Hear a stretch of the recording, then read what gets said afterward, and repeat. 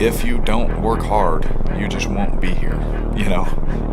And I love that because I don't have to pull teeth every day, you know. I know that if they don't work hard, they've shown me over time that you're just not going to be here if you're not going to be ready and prepared when it's your time. So as you can imagine, your life is really a byproduct of what you chart out, right? And so the way I see it here is this.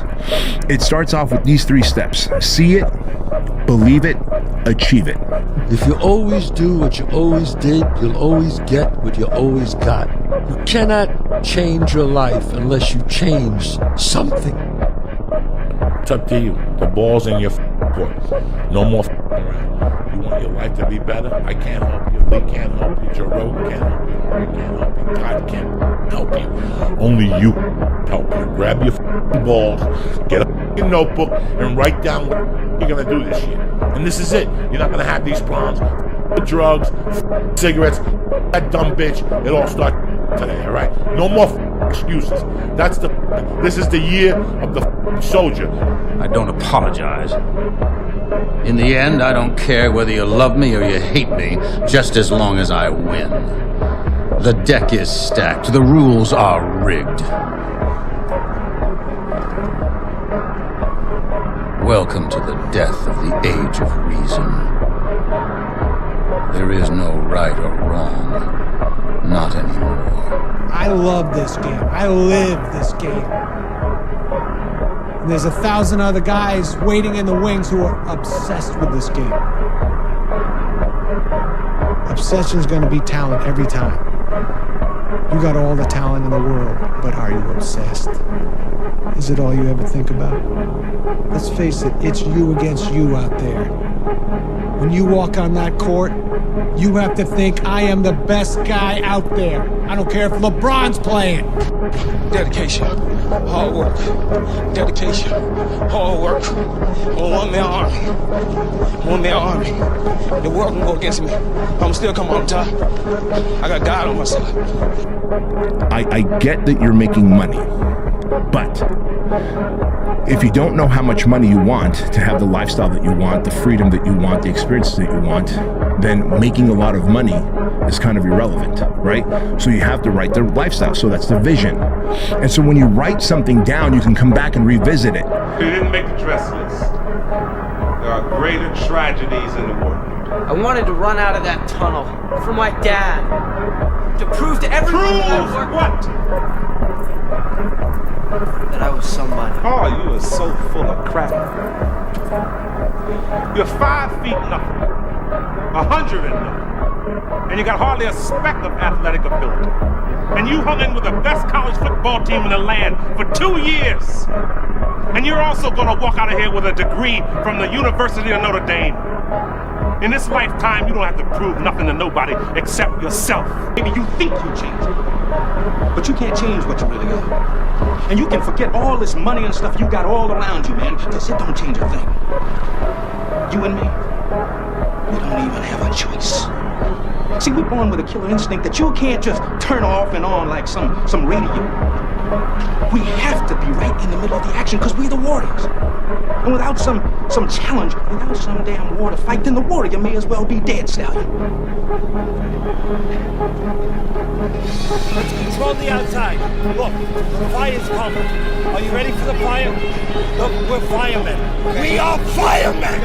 The heat doesn't bother us. We live in the heat. We train in the heat. It tells us that we're ready. We're at home. We're where we're supposed to be. Flames don't intimidate us. What do? We control the flame.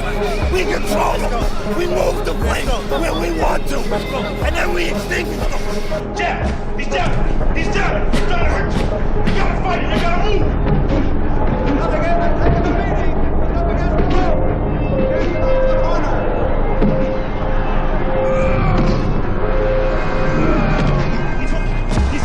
He's hooked! Damn, Ron, come on! What's the matter with you? There is no tomorrow! There is no tomorrow! Every kitten grows up to be a cat. They seem so harmless at first, small, quiet, lapping up their saucer of milk. But once their claws get long enough, they draw blood, sometimes from the hand that feeds them, For those of us climbing to the top of the food chain, there can be no mercy. There is but one rule: hunt or be hunted. Welcome back. And that burning desire is the starting point of all great accomplishment. Why is that so important? Well, burning desire is the desire that drives you ahead over all the difficulties, disappointments, temporary failures, obstacles, because if your goal is worthy of you, you're going to fall on your face over and over and over again. You're going to make mistakes. It's going to cost you money. It's going to cost you time. It's going to cost you anxiety. As a matter of fact, if you're not laying in bed at night staring at the ceiling with your heart pounding at least 3 nights a week, you're probably not trying hard enough. Success is the only revenge. He's like, it's not the best revenge. He's like, it's the only one. There's no other revenge. Because everything else is petty. Everything else does show that you were thinking about these people all day long, which means they win by default. He's like, all you can do is think about your goal and winning. He's like, and when you win, that's when you become so big that they shrink into irrelevance. Constantly body punches. When I was hitting him with body punches, and I heard him, actually he was crying in there, making woman gestures like, I can't, mind him, but I knew that he was breaking down soon. Always going to be a party. There's always going to be a time to celebrate and a time to join friends or a day to, I mean, the bars are always open. Always open. No matter how old you are, they're always open, you know? What's not always open is the opportunity to check the box in life, you know, to achieve your dreams. That's not always open. People think that you should be weak and you should be docile and then you should be a pacifist. He goes, no, you should be a monster. He said you should be a monster, you should be ruthlessly ambitious, and then learn how to control it. And it's that old expression, it's better to be a warrior in a garden than a gardener in a war. I didn't have to shoot up anything, I didn't have to drink anything, I didn't have to go party anything. All I had to do was just go work out, and now what's going to happen is a residual effect of that. Not only does my body grow, but my belief in whatever my current endeavors are, they seem closer. They seem like, you know, I can reach out and grab them now. Basically, I have no say so. I don't care about who wins. You know, it's basically, there's no fight without me. There's no real championship fight without me. One guy, you know what I mean, who I believe holds an outstanding fighter. You know, like, it's very difficult in this fight to choose because one guy is an outstanding little guy and the other guy's a big man, but he's not a great big man. I'm back, motherfucker! I'm back! All of this fucking solitary confinement shit got me back! Fight, so whatever happens, happens. Mike, why do you have to talk like that? Well, I'm talking to you the way I want to talk to you. If you have a problem, turn off your station. You know what? I think we'll end the discussion right now. Then we could. You got it. Have a nice fight, Mike. Come on. My brain cannot process film. It will not process film. Because if I sit there and have to face myself and tell myself, you're a failure, I think that's almost worse than death. Welcome to the pain zone. It's where we live.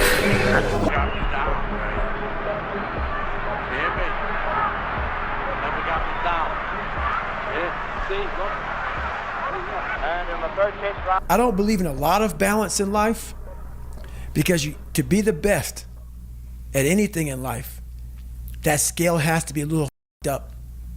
Has to be.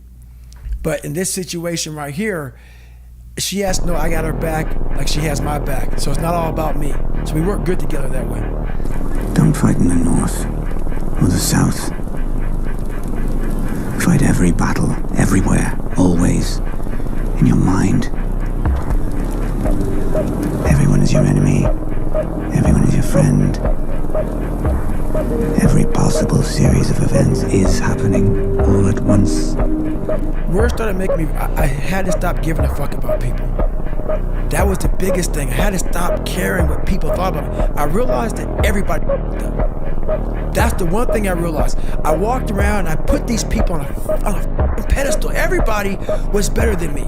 So I can't tell you anything about me because you're going to judge me and I'm going to feel even worse than what I am. The biggest risk to your future isn't your competition. It's the distractions you insist on keeping in your life rather than doing the things you know you should be doing but aren't. People delay doing things they don't like for longer than it takes to do them. What I realized, once I calmed my mind down and sat back and looked at how jacked up this world is, once you realize that you are not alone, everybody that's talking to you about how jacked up you are, only thing they've done better than you is they've hidden their up world better than you have. The difficulty with personal development and entrepreneurship is that you don't know when the end is coming, but you still need to fight like the second mouse who gets out, gets dried off, and gets put back in. And the only certainty that I can give you is that it's the same thing that every other mouse, every other person who got through that period went through. And you won't die. And if you do die, you won't care because you'll be dead. There's nothing I can do. I'd probably, sometimes I look in the mirror and I get little frights as well looking at myself because I am an absolute animal, a machine. So I probably wouldn't want to fight me either. Tired, 14 days, 13 days, whatever the hell it is. Don't mean nothing. Tired is only in the mind. You tell yourself you're tired, you're gonna be tired. I don't get tired. Leg show, we come home. I looked at him, and I remember I call it ese diablo. He was looking at me, and he just had this like look, and he's just swinging his hands. And I said, "You're not gonna beat me. I'm prepared to die." And I meant that, man. I swear to God on my life, I meant that. I'm even getting goosebumps thinking. See that? I'm getting goosebumps. Like I meant that shit, cause I was like, look, and I signed my death warrant right there. I was like, look, if this is how I die, this is how I die. But you see me, I was trying to get him. I was trying to kill him. I knew, because for me, if I'm ready to die, I'm ready to kill. You have to be willing to give something up as well. The wise man, the good man, the philosopher, is a man who lives in accordance with nature. He fears only abdicating his moral responsibility. He is not afraid of pain. He is not afraid of death. He is not afraid of poverty.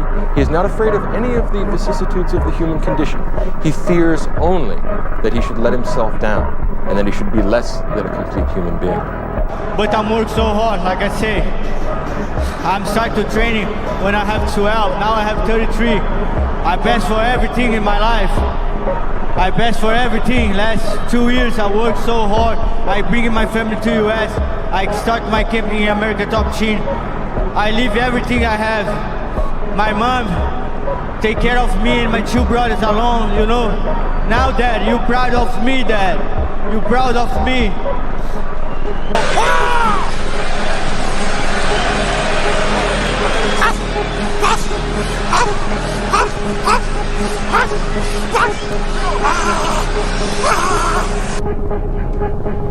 I don't know what to say, really. 3 minutes to the biggest battle of our professional lives. All comes down to today. Either we heal as a team, or we're gonna crumble. Inch by inch, play by play, till we're finished. You get athletes who turn up to compete, or turn up to train, turn up to train. They'll turn up, they'll do the requisite amount of work, that's it. Athletes who turn up to compete, they put a bit more effort in, they try to be the best amongst their group. Then there's the athletes who train to win. They train every day, every session, so that they win on match night. If, when tomorrow comes, you still feel like you need to rest or you need to take a break, okay, take it.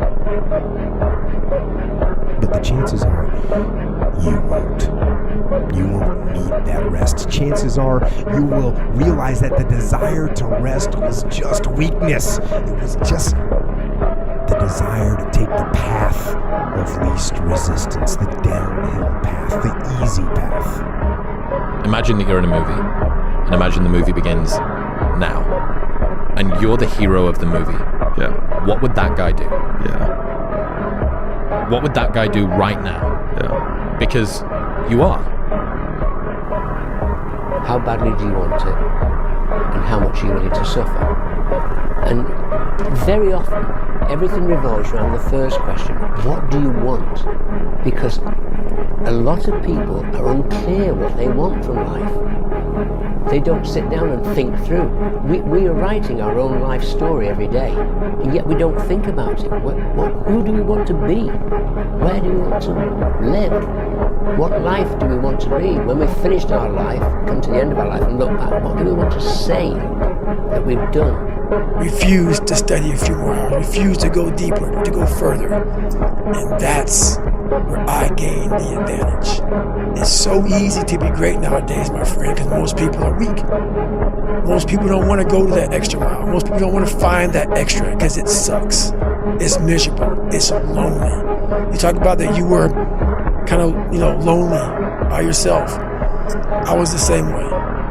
And that used to hurt me growing up. Now I thrive in that shit. That's the only place to be. And if I had only started with just doing what I was supposed to do, I could have done 4 or 5 other things that I was also supposed to do by this exact same point.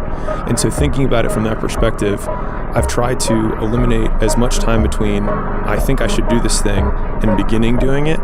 And I think you get this positive reinforcement cycle that occurs every time you start. I call it pulling the thread. It's like, I just need to start pulling the thread. And then all of a sudden what feels really unknown becomes very tangible. And you're like, oh, I understand the 6 problems I have to solve to do this big thing. But now I know the problems, and then it feels like you can wrap your arms around it, and then you can start taking it one bite at a time. A lot of people, wonder, how did you become this? How did you become so vulnerable? How are you doing a podcast now when you were this kid?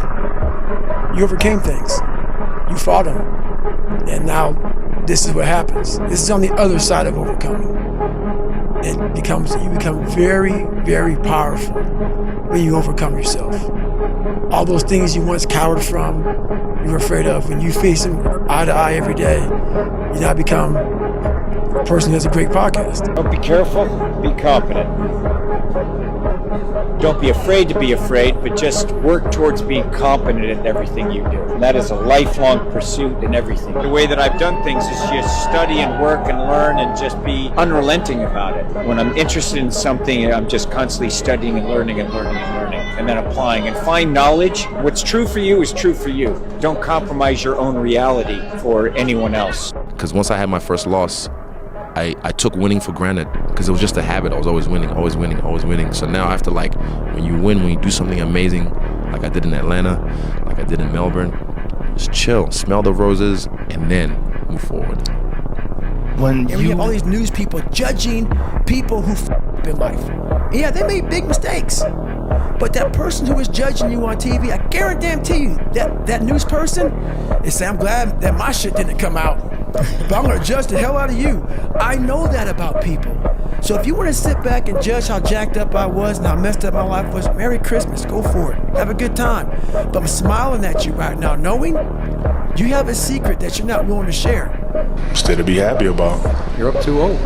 Job's not finished. Job finished? I don't think so. I had to stop thinking normal. I had to stop thinking normal. I can no longer be a common man walking around doing common things. But no one taught me this stuff. It was like I paid a trainer to come train me. Jenny Craig didn't come down and miracle my ass. None of this happened. It was on me. And that's the thing you have to realize.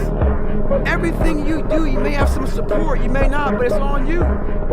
If you talk about work-life balance as a 22-year-old man, you're hanging around with the wrong people. That gnawing feeling when you realize you've outgrown your social circle isn't loneliness, it's your ambition finally speaking louder than your need to belong. You have to make the decision whether you want to be a badass or whether you just want to be mediocre and everything's okay. But being a badass hurts real bad. And that's why I want to do it. So, over the next 2.5 months, I won't bore you with details. I lost the weight. I went back to the recruiter. and I went to Buds, Navy SEAL training, and I was the only person in the history of Navy SEAL training to go through 3 Hell Weeks in 1 year. We should not criticize ourselves. We should not say the things that we could have done better. But I believe that that voice isn't an insecurity. I think it's a version that wants you to chase your potential. And so I think not judging the criticism, but accepting the criticism, I think those are the two separate things. And I think that's what unlocks the potential while making it somewhat palatable along the way. Yeah.